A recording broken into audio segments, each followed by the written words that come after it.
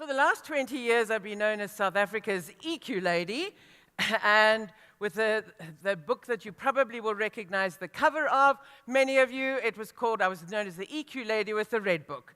Now, all that's happened is I've gotten a lot older, and EQ has grown up, which we're now talking about personal intelligence as opposed to just emotional intelligence. And the GM Designs, who've just designed my new book cover that Michael Jackson mentioned, personal intelligence involves both EQ and IQ. One of the big fallacies about emotional intelligence was that it simply was called the master skill, and it left out our rational intelligence or our thinking brain.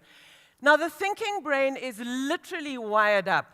And it's wired up by the sea of social conditioning that we've all been plunged into all of our lives. So that's why, as Justice would say, people of my pinky beige color are all ready to leave the country because we've been wired up since we were this big to know that it's going to be a disaster. 25 years later, we're still okay. Now, one of the big problems is that brain wiring that affects our ability to think straight.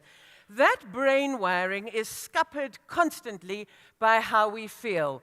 So the traffic flow that runs these things that we label emotions, emotions are simply the hormones or the chemical messengers that run between your thinking brain and your physical body, because we know the thinking brain controls the physical body. So the chemical messengers are running constantly, and whatever the traffic flow is, we feel as emotion. So emotions tell us what is going on with our lives, and emotions always tell us the truth. Now, when it comes to the traffic, we've got two big categories in terms of emotion.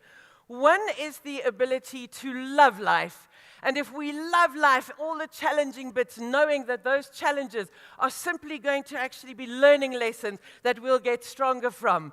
So we love every taxing moment, every happiness, all the sadnesses. It's all part of this adventure called life.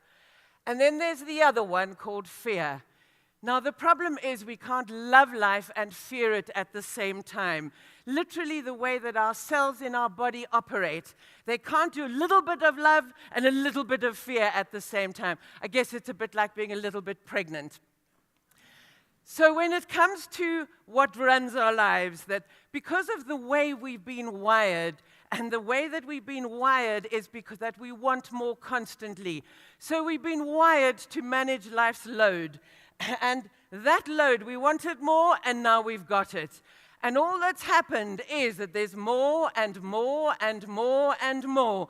And this gets us into such overload, such panic, that it is difficult to think straight and to make things happen, which are the benefits of having personal intelligence.